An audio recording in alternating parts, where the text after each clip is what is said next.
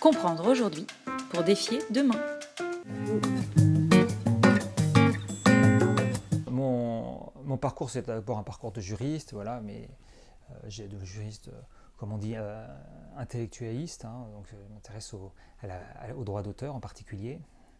J'ai aussi étudié en école de commerce et dans mes thèmes d'intérêt, il y a eu bien sûr l'informatique, puisque j'ai travaillé, et je travaille encore, pour une grande société informatique. Je suis rattaché à un laboratoire de recherche et développement dans l'intelligence artificielle, et je m'occupe en particulier de questions éthiques et de soutenabilité.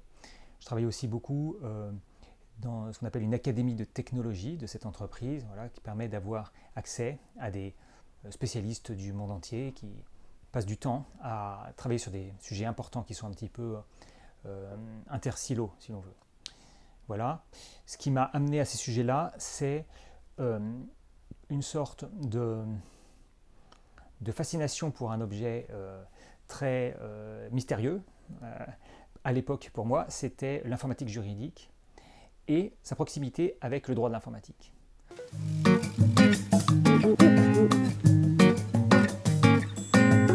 Évidemment, la grande question, c'est est-ce que le moment du jugement doit être confié à un ordinateur, à une IA, puisqu'elle serait, au motif qu'elle serait moins biaisée. Vous voyez, l'exemple est connu. Quand on réalise des mesures statistiques sur les décisions de justice, qu'il y a des facteurs défavorables qui sont, est-ce que le juge a faim, est-ce qu'il est fatigué, il va être plus sévère. Ça c'est connu, et c'est un petit peu comme la question de la voiture autonome, c'est-à-dire qu'on nous sert ce problème comme étant celui des biais du cerveau humain, et il nous est expliqué que les IA, elles, ne sont pas biaisées puisqu'elles sont purement mathématiques.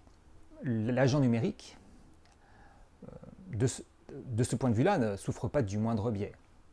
Il a quand même une particularité, c'est qu'il ne comprend pas du tout ce qu'il fait. Il ne comprend pas ce qu'on lui dit, il ne comprend pas ce qu'il dit lui-même. Le chatbot, évidemment, n'a aucune opinion sur ce qu'il énonce. C'est ainsi parce que le traitement du langage formel, le traitement mathématique du langage formel, empêche la prise en charge de la signification. Donc, cette fonction du jugement automatique non biaisé, elle est très mal posée, évidemment, parce que oui, la réponse est oui, il peut être défendable que dans une société composée d'humains, nous voulons un humain, un professionnel, qui a une opinion sur le droit et sur la situation, qui décide effectivement de la condamnation. Mais tout ça pose des questions très profondes sur ce que c'est qu'un jugement. Ce n'est pas un hasard si nous utilisons le même terme. C'est-à-dire, dans la vraie vie, dans la vie quotidienne, nous utilisons notre raison naturelle, comme j'expliquais, nous faisons des jugements. Nous portons des jugements et nous ne portons pas des jugements statistiques. C'est-à-dire que si je dois traverser la rue, l'information selon laquelle il y a 99% de chances de survivre ne m'intéresse pas. Parce que je vais essayer qu'une fois, si vous voyez. Je ne vais pas essayer 100 000 fois en voulant survivre la plupart des tentatives.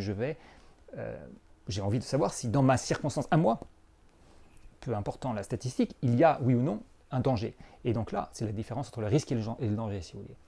Donc les intelligences artificielles traitent les risques statistiques, et les êtres humains sont intéressés par le danger.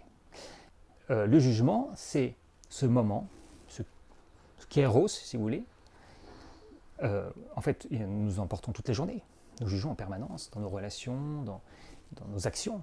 Que faire? Que faire? Dois-je saisir à pleine main cette casserole qui a l'air brûlante, voyez? Dois-je dévaler les escaliers comme un fou sans regarder? Tout ça, ce sont des jugements. Alors, le jugement bien intentionné et bien informé, il obtient de bons effets. Il obtient, parce que déjà je survis pour commencer, ce qui peut faire plaisir à mon entourage, et puis si je continue comme ça, à toujours bien juger et prendre des bonnes décisions, alors là, les choses vont un peu mieux parce que je prends aussi des bonnes décisions vis-à-vis des autres. Je leur laisse la place d'eux-mêmes prendre leurs bonnes décisions. Et puis, si ma bonne décision, elle est d'économiser un trajet en voiture, si je peux le faire en vélo, eh bien, on comprend que c'est un bien plus global qui se réalise. Alors, évidemment, les IA et l'informatique n'ont pas accès à cela, puisqu'elles opèrent du traitement statistique. Encore une fois, elles ne comprennent pas les instructions, les commandes de langage des programmeurs. Elles en tirent les conclusions formelles dans un espace mathématique. Donc, elles n'ont pas le jugement circonstanciel, comme nous l'avons. Et la question sur l'information de la justice, c'est bien quels sont les moments de la procédure judiciaire auxquels nous n'avons pas besoin de prendre une bonne décision. Si la décision statistique convient parfaitement, informatisons. Parce qu'en effet, nous sommes très mal équipés pour... Notre cerveau est très mauvais à traiter les informations statistiques. Voilà. Mais si nous pensons qu'il y a du bien et du mal qui peuvent se réaliser dans ces moments du processus, alors oui, essayons de voir si nous n'avons pas accès à des êtres humains bien intentionnés et bien informés. Parce qu'encore faut-il, pour porter un bon jugement, mobiliser un peu de vertu.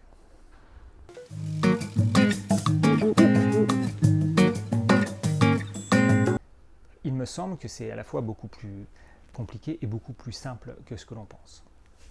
Parce qu'évidemment, au moment de choisir comment réguler, il faut concilier les inconciliables, c'est-à-dire nous voulons tout, nous voulons le développement technologique et économique dans des bonnes conditions écologiques et sociales. Nous voulons faire la transition écologique à grande allure, tout en innovant, sans violer les droits de propriété intellectuelle préexistants, en redistribuant équitablement, avoir de meilleures fonctions sociales qui s'exécutent, mais sans avoir du chômage. Bref, nous voulons, avec la régulation de l'IA, concilier les inconciliables. Alors là, ça devient très très compliqué. Il faut beaucoup de juristes pour examiner toutes les valeurs, toutes les normes, pour examiner toutes les applications d'IA possibles. Ce sont des très grandes combinatoires en fait. Il faut réussir à formuler toutes les règles nécessaires qui vont satisfaire à nos intentions gouvernantes, les formuler exactement, parce que si nous trompons dans la formulation, logiquement, c'est comme dans un ordinateur, l'exécution ne va pas où l'on voudrait aller, l'output n'est pas le bon.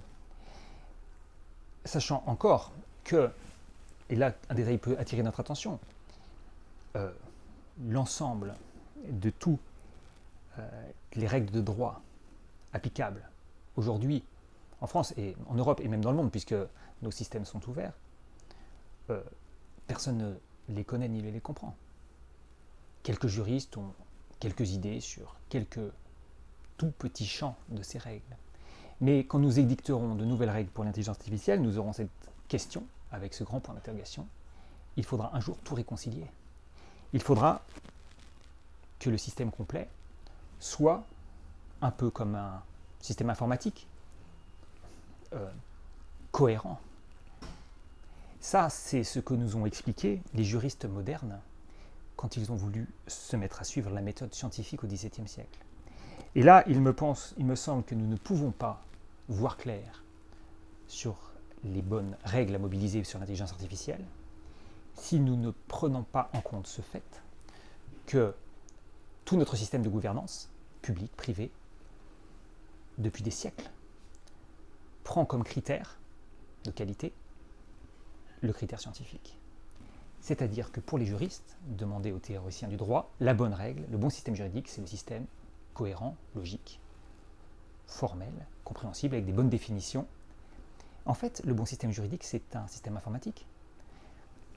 Un système de traitement, comme je l'expliquais tout à l'heure, de mathématiques, de commandes de langage formel, tel que le rêvent les juristes depuis au moins le XVIIe siècle, c'est l'informatique.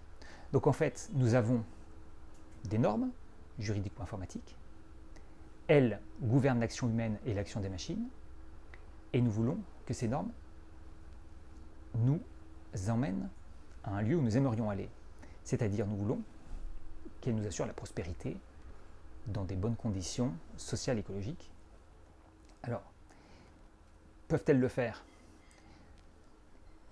Il faudrait savoir, il faudrait, pour qu'elles puissent le faire, que nous soyons dans un ordinateur. Parce que dans un ordinateur, oui, quand tout est bien encodé, quand le système est complet, cohérent, calculable, quand on a bien formulé parfaitement, il n'y a pas de bug, alors oui, là, la fonction s'exécute exactement, nous avons maîtrisé toutes les variables, et ma foi, nous avons l'output souhaité. Mais dans un monde ouvert à la société, où personne ne comprend les règles, où les gens s'efforcent de ne pas y obéir, et où les millions de règles de droit se sont accumulées, ont un effet parfaitement déterminé. En fait, chaque loi, malgré l'intention très noble du législateur, a un effet non vérifiable. Parce que justement, nous ne sommes pas dans un ordinateur, nous ne pouvons pas faire une analyse forensique, si vous voulez. L'erreur des juristes modernes se répercute jusqu'à nous. C'est-à-dire, nous comprenons avec l'informatique, et c'est cela que nous apprend l'intelligence artificielle, nous comprenons avec l'exemple informatique que on ne peut pas gouverner rationnellement par la logique et le langage formel. Pourquoi? Parce que le monde n'est pas, il est peut-être un modèle, il est peut-être un système cohérent et complet, quelque part, à la fin, c'est pas ce que pensent les mathématiciens, mais pourquoi pas, ils peuvent se tromper, mais de toute façon, nous n'avons pas le modèle complet. Nous ne sommes pas capables d'encoder des fonctions qui, à partir de l'input, c'est-à-dire l'état réel du monde aujourd'hui, que nous ne connaissons pas d'ailleurs, et en direction de l'output, c'est le monde que nous souhaiterions, nous ne savons pas encoder la fonction juridique qui nous mène à ce lieu où nous souhaitons pourtant aller. Comment pouvons-nous, disons, réguler l'intelligence artificielle? Ça pose la question de comment voulons-nous réguler la société. Ça vous pose la question de qu'est-ce que cette gouvernance qui s'efforce de suivre la méthode scientifique en dehors du laboratoire, là où elle n'a pas grand-chose à nous dire.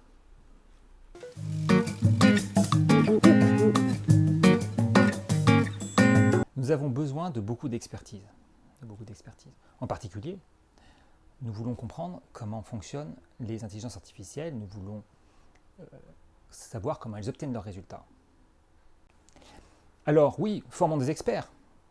Déployons ces outils, formons des experts et demandons à ces experts de nous expliquer comment sont prises les décisions. Peut-être pourrons-nous alors voter une nouvelle loi qui s'ajoutera à tous les millions de lois qui ne sont ni comprises ni obéies, et nous n'avons pas de raison de penser qu'elles porteront les effets que nous souhaitons, puisqu'encore une fois, elle sera bâtie, cette loi, sur un système, sur une tentative de systématisation du devoir-être, ce qui est l'erreur épistémique initiale des juristes modernes.